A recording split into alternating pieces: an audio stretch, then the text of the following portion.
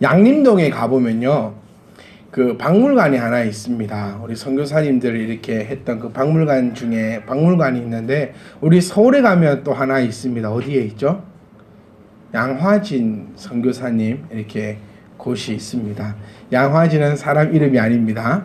양화진 선교사님이 아니라 우리 양화진 선교사님들의 이런 것이 있고, 그곳에도 이렇게 그 박물관 같은 것이 하나 있습니다. 양화진의 그 양림동에 있는 박물관에 가서 한 그 편지를 보니까 이런 내용이 있더라고요. 정말 그 내용을 보고 저는 깜짝 놀랐습니다. 뭐라고 적어놨냐면, 조선 사람들은 너무 느립니다. 네. 바쁜 것을 모릅니다. 말을 달라 해도 언제 올 줄 모릅니다. 우리나라처럼 그렇게 빨리 일 처리되는 것을 이 나라에서는 기대할 수 없습니다. 라고 편지를 적었더라고요. 여러분도 깜짝 놀라겠죠? 우리나라가 이랬다니.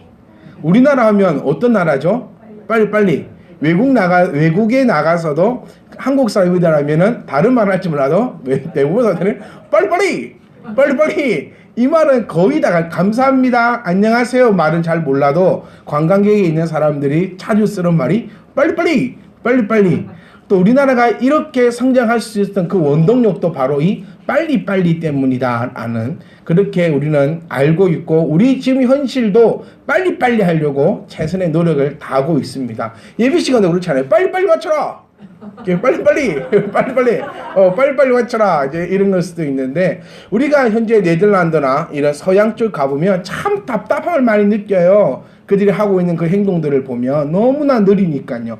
그런데 100년 전이어서 1910년 전후에 썼던 그 편지 내용을 보면 정말 조선 사람들은 너무나 느리다. 야, 그 편지 내용을 보면서 야, 우리는 사람이구나. 제가 지난주에 함께 나누었던 말씀 중에 제가 좀 너무 과격한 표현을 했던 것 같아서 일주일 내내 마음이 아팠지만, 그 말이 또 틀린 것 같진 않아요. 변해야 뭐라 했죠? 사람이다. 변해야 뭐다? 사람이다. 내가 한번 생각을 한번 해보세요. 얼마만큼 변했는가? 그렇게 느리던 그 민족이, 조선이라는 민족이 빨리빨리 변하니까 그것이 지금 긍정이다 부정이다 그것을 논하고자 하는 얘기는 아니고요. 그렇게 느렸던 그 조선 사람들이 빨리빨리로 변하니까 정말 가히 상상할 수 없었던 삶을 우리가 지금 살아가고 있다는 것입니다. 변화를 하니까 우리의 삶이 완전히 바뀌더라라는 것을 우리는 알 수 있습니다. 우리 많은 그리스도인들이 아닌 사람들도 이 변화해야 된다는 데 대해서 많이 생각합니다. 자, 사촌이 땅을 사면 갈로 열고, 답이 뭐죠? 사촌이 사면 배가 아프다. 근데 8살짜리에게 이 문제를 냈고, 사촌이 땅을 사면 갈로라고 해놓으니까 그 친구가 뭐라 하냐면은, 사촌이 땅을 사면 가본다. 가본다. 가서 보고 배가 아플지 안 아플지 내가 결정을 하겠다. 이 얼마나 이 참여하는 행동입니까? 근데 우리는 가본다. 이 말. 또 얼음이 녹으면 땡땡 된다. 답이 뭐죠? 물이 된다. 그런데 8살짜리가 이렇게 적었답니다. 얼음이 녹으면 북극곰이 울어요. 그런데 그 선생님은 땡이라고 짝대기를 쫙 꺼놨다는 거. 우리는 어떻게 살고 있습니까? 저는 우리 교회는 정말 우리들의 모습은 이런 모습이 되었으면 좋겠어요. 정말 그냥 다 의미 없이 배운 대로, 전혀 정말 배운 대로 이웃이 땅을 사면 배가 아프고, 우리 배웠으니까 배가 안 아프면 안 되잖아요. 이해갑니까? 우리 초등학교 다닐 때 이웃이 땅을 사면 배가 아프대요. 이 어린 애들이 그런 건 어디 있습니까? 그런데 학교에서 그렇게 가르쳐 버렸어요. 이웃이 땅을 사면 어떻더라? 배가 아파야 된다고. 이상하게 그렇게 만들어 버렸습니다. 상황이 많으면 배가 어디로 갑니까? 이 무슨 뜻입니까 이게? 무슨 뜻이죠? 한 학생이 손을 들어서 이렇게 얘기했습니다. 여러 사람이 힘을 합치면 못 이룰 게 없다고. 사공이 많으면 배도 산으로 갈 수 있다는 겁니다. 네. 네, 못 이룰 게 없다는 겁니다. 네. 우리들도 정말 일률적인 그 획일적인 그런 교육 말고 정말 이 믿음이라는 거, 이 정말 좀 탁 떠서 제대로 좀 알고 제대로 좀 느끼고, 예? 얼음이 녹으면 북극곰이 울어요. 이런 애를 환경단체에 보내야 안 되겠습니까? 이런 애를 환경단체에 보내가지고 북극곰이 운다 해사코 그러면 얼음이 안 녹고로 잘 만들기 때문에 얼음이 녹으면 물이 된다고 그래 배운 우리들은 참 미래가 없다라는 얘기입니다. 얘기 제가 만들어 놓은 게 아니고 제가 그 김재동 씨가 하는 데에서 보고 인용한 겁니다. 또 뭐 설교 따라 했니 누구 말 따라 저 분명히 출처를 받겠습니다. 예? 이 논문도 각주를 달면은 그거죠. 뺏긴 게 아닌데 각주를 안 달고 남의 것을 인용하면 표절이 되는 겁니다. 저는 각주 분명히 달았습니다. 김재동 씨가 어디서인지 모르겠지만 저도 언제 본 건 줄은 모르겠지만 어디서든지 훑어서 봤던 것이 지금 생각이 나서 말했습니다. 각주 분명히 달았으니까 또 SNS 보면서 와 목사님 씨 김재동 말을 지 말처럼 그게 꾸며내가지고 또 했구만. 그렇게 청년들 욕하지 말고 나 분명히 밝혔어요. 김재동이가 했던 말 제가 지은 얘기가 아니고 김재동이가 했던 말 제가 했습니다. 자, 저는 그것을 보면서 우리의 믿음 또한 어릴 때부터 배워왔던 거 그거 있잖아요. 그 말도 안 되는 것들, 말 되는 것도 분명히 있습니다. 말 되는 것도 분명히 있지만 말 안 되는 그런 것들만 붙잡고 이웃이 땅을 사면 배가 아프니까 배 붙잡고 막 바닥 벌벌거리면서 그런 게 아니라 일단 이웃이 땅을 사면 우리는 어떻게 봅니까? 일단 가보자는 거예요. 가보고 나서 배가 아파도 늦지 않으니까 실컷 배 아파해서 갔는데 그 땅이 말도 안 되는 땅이면 배 안 아플 거 아니에요. 그러니까 뭐 해보지도 않고 뭐 안 되니 어쩌니 저렇게 하지 말고 우리 그리스도인들은 행동하는 인입니다. 가서 해보는 사람들.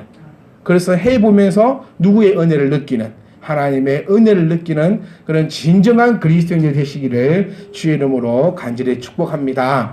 자, 오늘 히스기야 마지막 시간입니다. 자, 히스기야 하면 우리 떠오르는 게 뭐가 있지요? 있으셔야 됩니다. 제발. 그렇죠. 생명 몇 년이요? 15년 연장. 또요. 요거 하나는 이제 요거 하나밖에 모르면 대부분의 기독교인들이 다 알고 있는 건 그냥 알고 계신 것 뿐이에요. 우리는 처음에 이것도 몰랐으니까요. 자, 히스기야 하면 15년 생명 연장. 또 네, 정직했다. 이 사람은 어떤 혁명을 일으킨 사람이죠? 내 영혼이 잘된 같이 범사가 잘된다는 원리를 제대로 알고 왕이 되자마자 성전을 재건하고 그 영적인 일을 재건하는 데에 힘썼던 자가 바로 이 히스기야 왕이다. 그리고 이 지금까지 우리 모두가 긍정을 보았습니다. 하지만 오늘은 저는 그런 대라는 말씀으로 시작하고 싶어요. 히스기야는 하나님의 은혜를 듬뿍 받은 자입니다. 얼마나 큰 듬뿍을 받았냐면 오늘 오전의 말씀과 조금만 매치가 되는 것 같아요. 바로 이 생명 문제죠.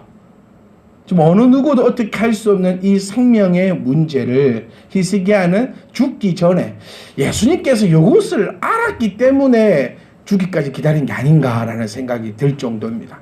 죽기 전에 15년을 연장받았습니다. 그랬기 때문에 오늘 우리가 읽었던 이 본문의 말씀의 사건이 나올 수밖에 없다라는 거예요. 자, 오늘 본문의 말씀을 보시면 이런 맥이 나옵니다. 자, 15년이 지난 다음에 히스기야는 또 아픕니다. 왜냐하면 15년을 연장받았기 때문에 15년 뒤에는 죽어야 될 거 아니에요. 그래서 몸이 또 안 좋아졌습니다. 자, 우리 15년 연장을 받고 나서 히스기야의 삶은 풍요로웠다라고 표현 드릴 수 있습니다. 그런데 그때에 발라단의 아들 바벨론의 왕 브로닥 발라딘이 히스기야가 병들었다함을 듣고 편지와 예물을 그에게 사자를 통하여서 보내었습니다. 자, 보내었을 때 이가 하는 행실이 참 웃기다는 거예요. 근데 그 전에 우리 14절 15절 말씀부터 보면 이 사야가 나와서 히스기야에게 물어봅니다. 뭔가 좀 이상한 장면 같지 않습니까? 오늘 저희 아들이 할아버지한테 얘기를 했어요. 할아버지, 엊그저께 저하고 토이저러스 가는데 살 게 없어서 울었거든요. 살 게 없어서 울었어요. 몇 바퀴를 돌고 살 게 없어서 화가 나가지고 울고 불고, 그래서 말도 안 되는 8,000원짜리 배드민턴 치 한 대 사와가지고 벌써 다 부서졌어요. 살 게 없어서 울었는데 오늘은 할아버지한테 가서 이랬다. 토이저러스 가서 양궁 좀 사주라고, 아빠한테 가서 말 좀 해주라고, 나는 가만 안 낼게, 할아버지 가서 대신 좀 얘기해 주라고. 왜 이렇게 얘기할까요? 이미 있잖아, 우리들도요, 안 되는 행동을 할 때, 내가 뭔가 안 됨을 알 때 이미 다 알고 있습니다. 그렇죠. 내 이래도 되나? 이거 잘못된 것 같은 이 고민들 막 있잖아요. 머릿속에 고뇌. 이렇게 해야 되나? 저렇게 해야 되나 할 때, 이렇게 하면 안 되는 걸 알기 때문에 첫 번째로 뭐 하지 말라는 줄 아세요? 목사님한테서 말하지 말아요. 요게 나옵니다. 시안해요. 그러니까 이 지금 하고 있는 이 행동, 하고 있는 생각, 하고 있는 이 모든 것들이 잘못된 줄 알아요. 잘못된 줄 알기 때문에 우리 어린아이 같은 경우에는 엄마한테 가서 말하지 말라고 얘기하죠. 특히 많은 형제들끼리 살아오신 분들은 더 잘 저는 사실 이걸 잘 몰라요. 왜냐하면 제가 사고를 쳤고 저 혼자 처벌을 받았으니까. 그래서 결정도 제가 했고 처분도 제가 받았거든요.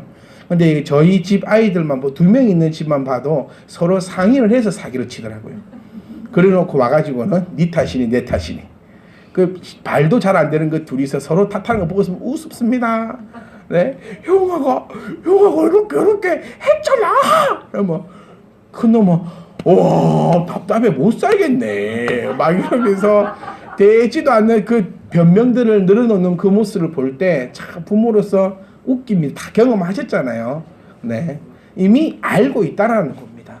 이미 알고 있으니까 뭐 하지 마라, 부모한테 말하지 마라 나오고, 또 영적으로 이미 알고 있으니까 교회에다가 목사님한테는 말하지 마라 하고, 혹 말 안 했는데 말씀 시간에 그와 비슷한 말씀이 나오면 누가 가서 말했냐고, 네가 가서 말했냐?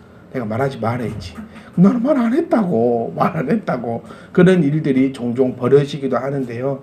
이 일도 마찬가지입니다. 히스기야는요, 우리가 공부해 왔던 것처럼 이사야 선지자와 함께 모든 일들을 해왔습니다. 어느 정도냐면 우리 지난주에 함께 말씀 받던 대로 협박 편지가 왔을 때 그 편지를 들고 하나님 전에 올라가서 편지를 펼쳐놓고 어떻게 하면 되겠습니까? 라고 물었던 자가 바로 이 히스기야입니다. 그리고 15년의 생명을 연장받고 나서 무슨 일을 하든지 간에 이사야와 함께 상의했습니다. 그런데 왜 상의하지 않느냐 하면 하지 말라고 할 것이 뻔하기 때문이에요. 혹시 사모님께 전화를 걸어서 신앙 상담하시는 분이 있습니까? 혹시 제가 알기로는 없다고 알고 있는데, 왜 사모님께 전화하는 그 심리가 뭔지 압니까? 목사님한테 전화를 해서는 안 될 것 같기 때문에 사모한테 전화하는 거예요. 이 무슨 말인지 이해 가죠?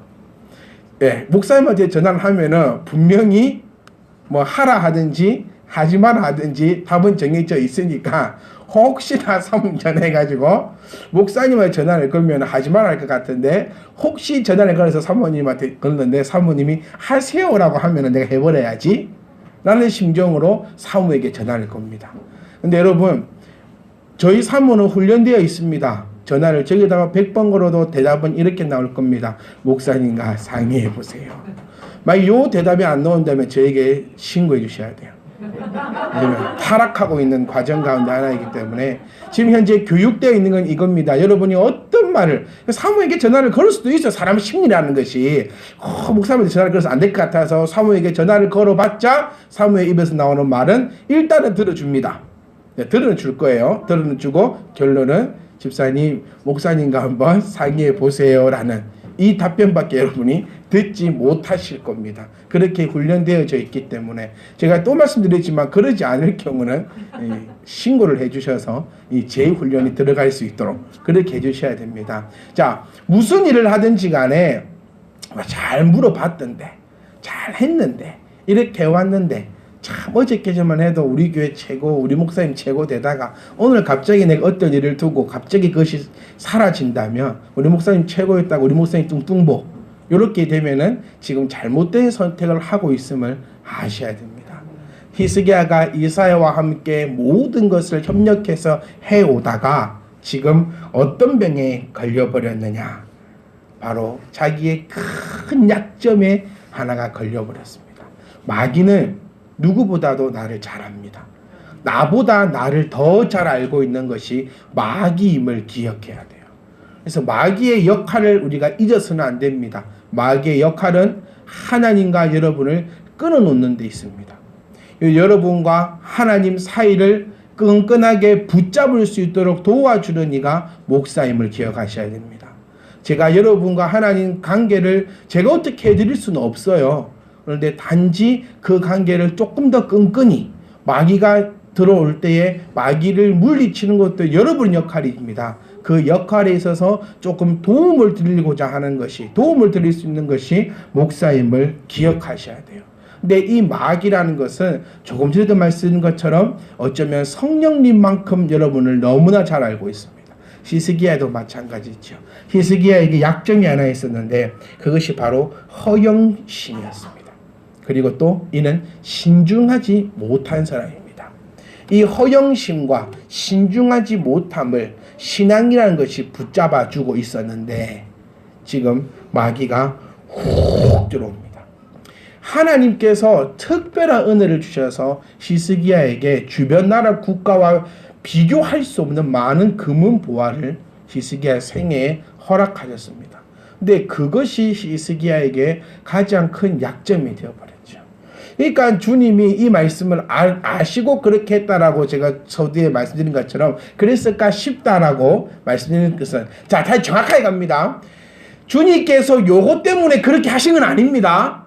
제가 그냥 생각해 볼 때에 히스기야의 말씀을 알고 계시기 때문에 그 회당장의 딸이 죽을 때까지 그렇게 있지 않았는가, 제가 한번 생각해 보는 그 추측성 발언입니다. 절대로 그것이 성경은 아닙니다. 자, 다시 가봅니다. 왜냐하면 히스기야가 죽지 않고 생명을 연장받았잖아요. 그리고 나서 하나님께서 그에게 많은 복을 주셨다는 겁니다. 그러니까 어떻게 되어버리냐면 이 모든 공로는 누구의 것이다? 내 것이 되어버려요.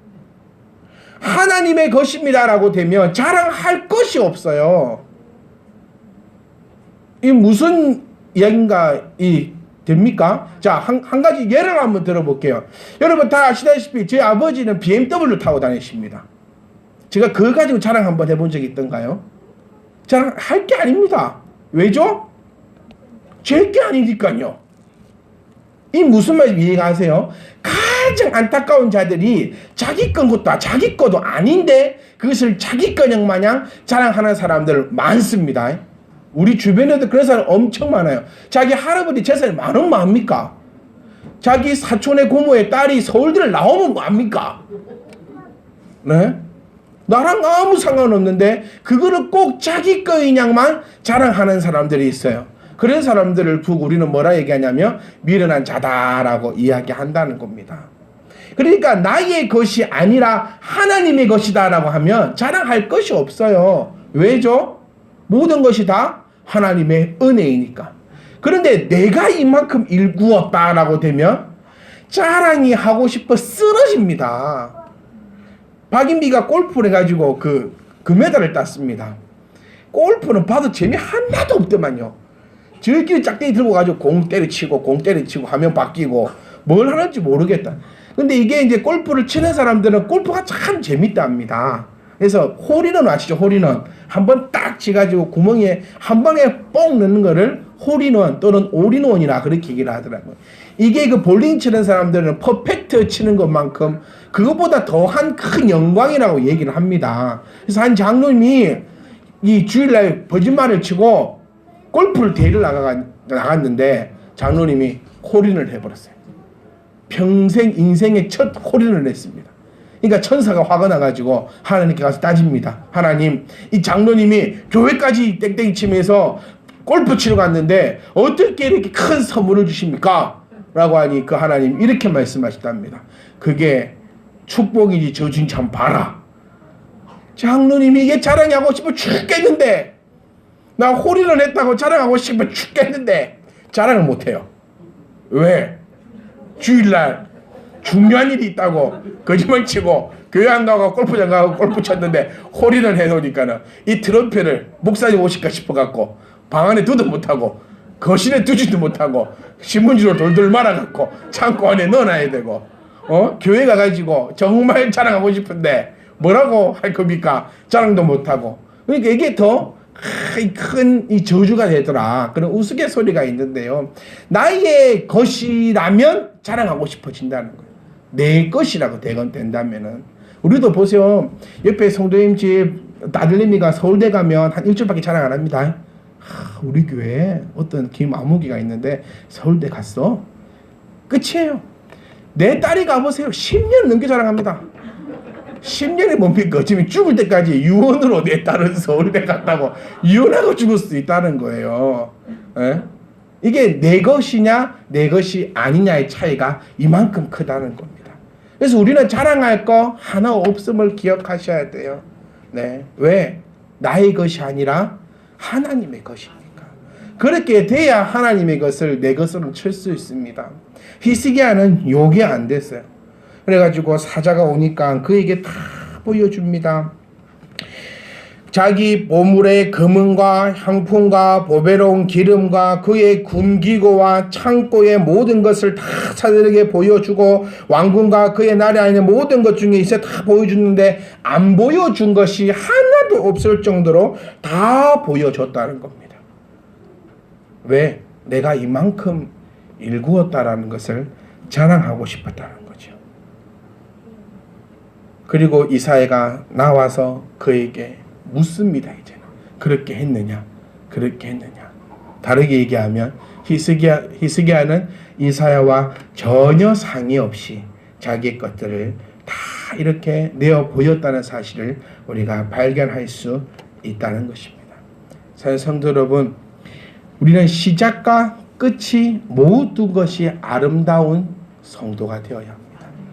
시작과 끝이 모두가 아름다운 그런 교회가 되어야 할 것입니다.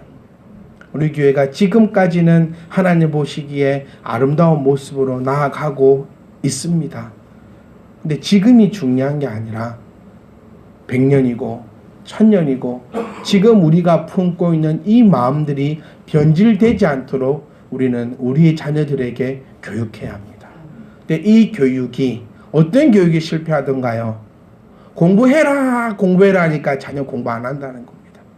그런데 반대로 공부하자 하고 같이 하니 자녀도 공부하더라는 겁니다. 기도해라 라는 게 아니라 기도하자. 신앙생활 해라, 하나님을 바로 섬겨라, 예물생활 똑바로 해라가 아니라 우리가 함께 하자라고 가르칠 수 있는 그런 교회가 될 수 있기를 간절히 소망합니다. 여러분, 신앙적으로 결단하시는데 그 결단함이 끝까지 흔들리지 않도록 우리 히스기야처럼 시작은 너무 좋았지만 마지막에 자기의 그 약점을 끝내는 마귀에게 훅 깊숙이 찔림받아서 자기의 모든 것을 다 내어 보이며 그의 죽음이 얼마나 쓸쓸한 죽음이었는가는 우리는 그 밑에 말씀을 보아서 알 수 있습니다. 사랑하는 성도 여러분, 우리는 잘 향해서 나아가고 있습니다. 이 나아가고 있을 때에 결코 내가 나된 것은 나의 덕이다라는 생각을 가지고 계시다면 싸그리 지워버리고 내가 나된 것은 오직 하나님의 은혜다라는 것을 기억하시며 오늘도 내일도 그냥 죽어버리시고, 잘 들으세요. 또 죽어불라 걱정돼요. 영입사님 잘 들으세요. 또 유언의 목사님이 죽으라 하셔서 내가 갑니다 이러놓고 죽지 말고 제발 육적으로는 천년만년 만수무강하시고요. 우리 영적으로는 오늘도 죽고 내일도 죽고 영원토록 죽어서 하나님부터 다 붙들림 받아서 하나님이 주신 그 생명으로 나아갈 수 있는 저와 여러분 되시기를 간절히 소망합니다.